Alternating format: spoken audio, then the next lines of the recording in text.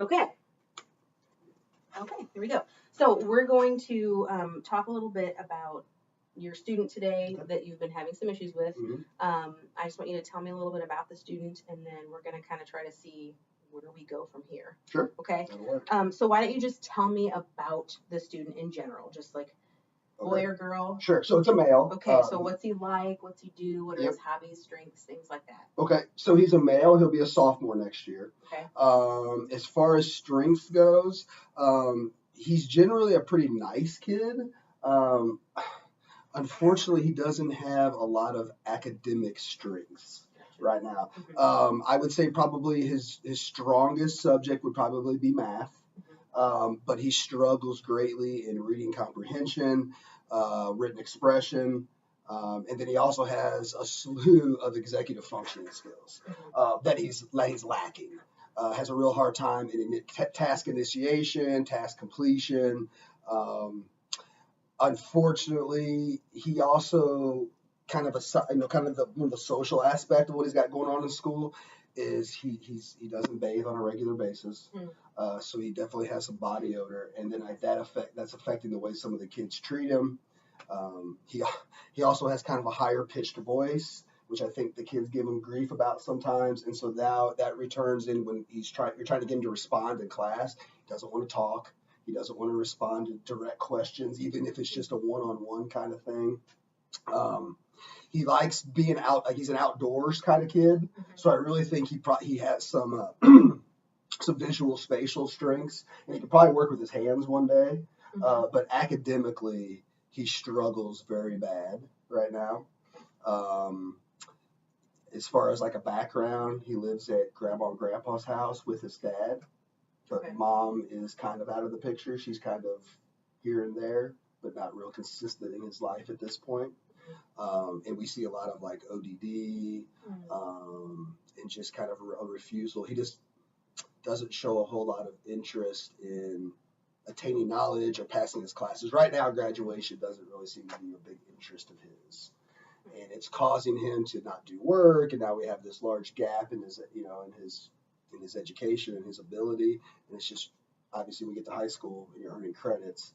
It's just really slowing everything down for him, and he's just not making progress, which then leads to a lot of the other behaviors that we're seeing, like the ODD and not being social and those kind of things. Right. Okay.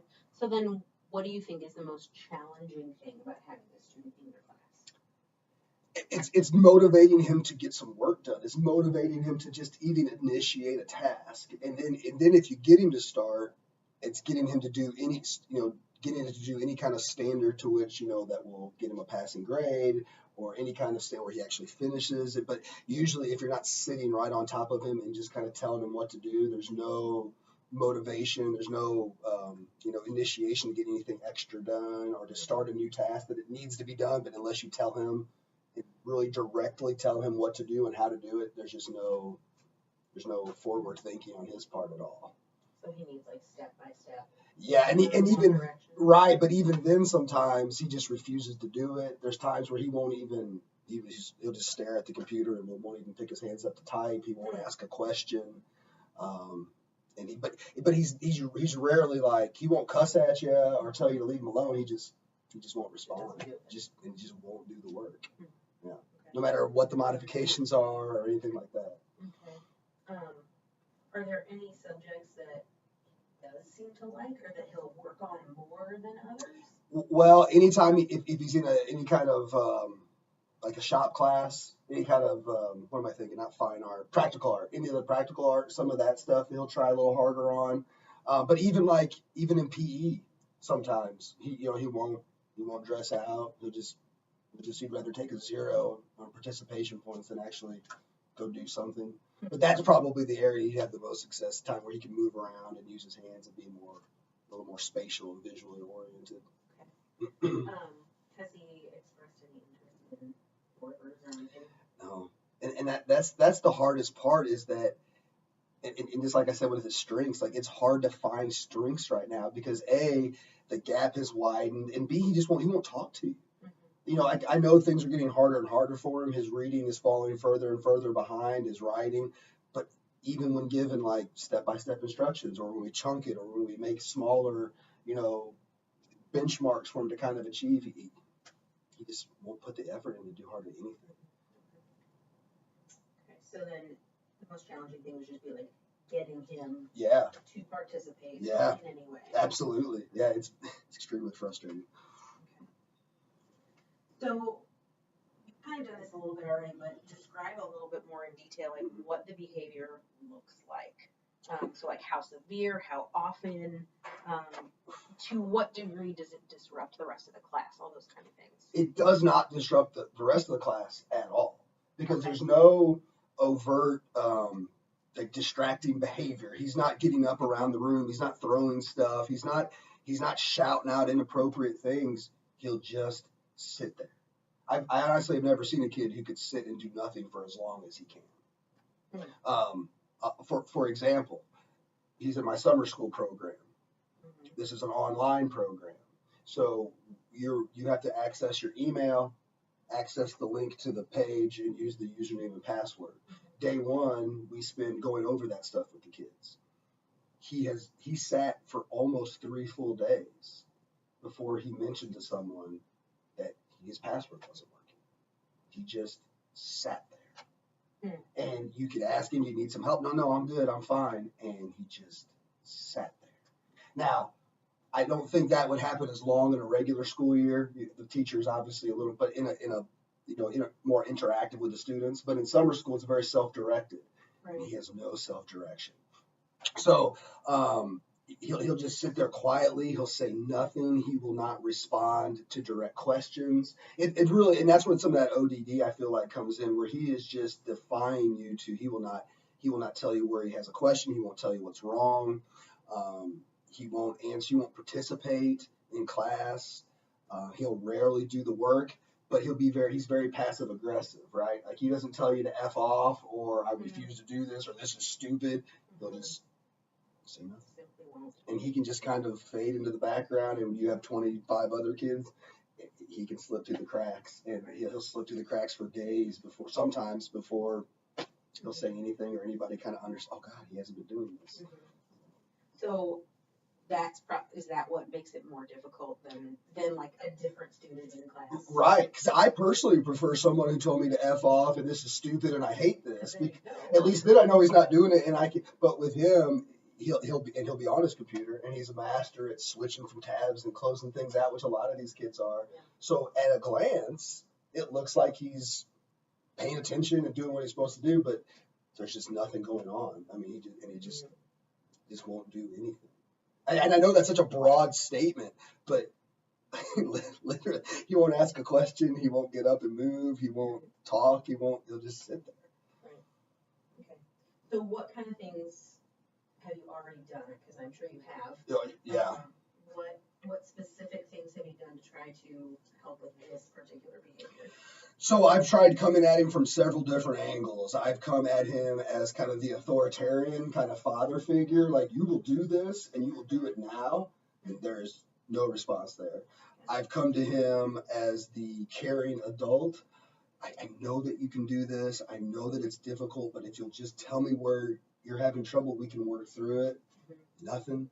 I've come to him as a friend. Hey man, come on, let's sit down, let's do this together. Let's really like sit there and like we'll do it problem by problem, and it just and quite frankly, it's difficult because of the body odor issues. Sometimes it's difficult to sit next to him, and so I know that's kind of a separate thing, but it just kind of adds to the overall picture. I have tried taking his math worksheets, and if he has 20 questions, I chunk it down to let's do these 5, and then let's take a break, and let's do these 5, and let's take a break. But he won't even attempt the first 5 sometimes. I've reduced writing assignments from 5 paragraphs to 2 paragraphs, or I've spoken with some of his regular ed teachers about what does he have to do in order to understand what you're talking about, and maybe we get rid of some of the enrichment or some of the extra stuff just to minimize the amount of work. We'll do that. So like prioritizing. Yeah, prioritizing what's important and what's really, because every class has, this is the main stuff, this is some of the extra that'll make it make more sense. Right. I can't even get him to do some of the basic stuff. I've got some teachers that are willing to give him printed notes and use them on his test, and he won't even access them. Like he won't even pull them out of a folder. So it's literally zero effort at times. Like it's almost all the effort he has to breathe and stay awake. Yeah, it's frustrating. Right, sure. I totally understand that. So then what specific like replacement behavior would you like to see in the classroom? Well, I mean, what I really want is for him to feel that he has the ability or feel comfortable enough to just ask a question. Like to this point, it's not like I don't understand this. It's he gives nothing. You know, I have a lot of kids who will say I don't get it. Mm-hmm. Okay, well specifically, what don't you get? Right. And then I can kind of work from there. Mm-hmm. But he won't even give me a broad statement like that. It's just a lot of times you can sit there for 10 or 15 minutes asking him direct questions and he won't even give you any kind of grunt. He won't give you anything. It's just nothing. So what I want to see is just a little more participation, a little more initiation on his part, because I feel like at this point I almost have to literally do his work for him in order for anything to get produced. Right. You know, so that's the frustrating. So like I tell the kids all the time, I can work with someone who doesn't have a great intellect if they're willing to put some effort forth. But this child, there's just no effort being put forth whatsoever. Mm-hmm. And I don't know that he has a lot of support at home that kind of is in reinforcing anything that we do here at school. But every day it's almost like you're just starting over again from step one. Mm-hmm. Okay. So kind of to summarize then, just to make sure I'm hearing what you're saying. Sure. So you've got this student who isn't super strong in academics overall, better with hands-on stuff, but in general, he's just not showing effort or participation in order to get any credits for any of his classes. Okay. You tried various things to help motivate him, different approaches with having you talk to him, different accommodations and modifications in the classroom, and he's just not putting in effort, no matter what you're trying. And I'm talking, I want him to pick up his pencil. Right. And that won't even happen half the time. Okay. You know, or like I've watched him type and he'll put his hand on his, you know, like there's just nothing there. Okay. So he's not really overt with his outward behaviors. No, it's very. But that's what makes it hard. Right. Because you don't know when he's working and when he's not, and he kind of fades into the background. Absolutely. So what you want to see is some kind of participation. Something. Some kind of communication or active participation in the class. Just some kind of desire from him to succeed somewhere. Mm-hmm. I'm not seeing that right. anywhere across the board in school. Okay. So that's a good place to start. Yeah. What's difficult is that we don't know why. Right. That he's doing this. Is it because it's too hard? Is it because he doesn't want to? Is it because he doesn't see any effect on him for his future? He doesn't understand how credits work and how you get out of high school into the real world. Right. Like we don't know what's going on in his head. Yeah, because I mean, those a lot of those are questions that I talk to him. What are you wanting to do with your life when you get out of here? Like, have you thought about a career? And I've even tried the like, what do you do when you're not in school? Right. They're trying to find some outside interest, trying to find a way to tie that into what we're doing so we can find a motivation. But I get video games, and that's about it, you know. And he doesn't talk about really anything that he does.